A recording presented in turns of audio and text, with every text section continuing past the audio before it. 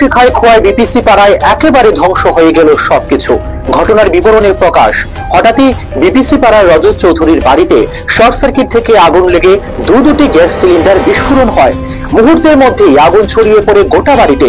দমকল কর্মীরা ছুটে এসে এলাকাবাসীদের সহযোগিতায় আগুন নেভানোর আপ্রাণ চেষ্টা করে।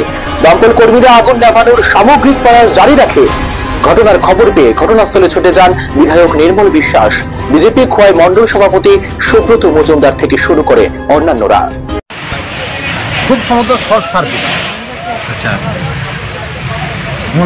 মনে হইতেছে গ্যাস সিলিন্ডারকে ব্রাস্ট করছে। হ্যাঁ, দুটা ব্রাস্ট করছে। কি আসতো ঘরের ভিতরে? ঘরের তো প্রচুর জিনিস, একটা ফ্যামিলি থাকতে গেলে যা যা জিনিসের প্রয়োজন সবগুলোই। কার বাড়ি এটা? রজত চৌধুরী। কোন জায়গা? বিপিসি পাড়া। দমকলের খবর দিচ্ছেন নেই? হ্যাঁ হ্যাঁ, এখন কি তারা চেষ্টা করতেছে আগুন নিবানোর? প্রচন্ড হারে তারা চেষ্টা করছে, যথাযথ সময় তারা উঠছে। তার মধ্যে তবলাবাড়ি একটা ঘটনা হয়েছে, এই সেম সিলিন্ডার থেকে আগুন, তারা ওইখান থেকে সেরা তারপর এখানে আবার আইছে, তাদের কোনো ত্রুটি নাই। Thank you. আমরা ফাইটিং করতেছি। এর আগে আমরা একটা বাসুদেব বাড়িতে একটা অলরেডি করছি, আমরা এটার টেস্ট হওয়ার সাথে সাথেই আমরা আবার এখানে আইছি।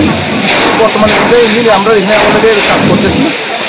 আমরা যতটুকু পারি চেষ্টা করতেছি। এখন আমরা আগুন যে এখন কোনো অসুবিধা নাই, অলরেডি অলরেডি আমরা নিয়ন্ত্রণের মধ্যে বর্তমানে আগুনটা আছে।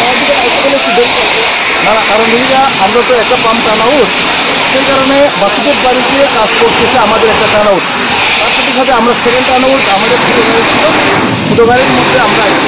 তারপরেও আরেকটা পাম্প আনার লেগে আমাদের আরেকটা যদি গাড়ি থাকতো তাহলে আমরা তার সাথে আরও একটা আরও দ্রুত গতিতে কাজ করতে পারলেই।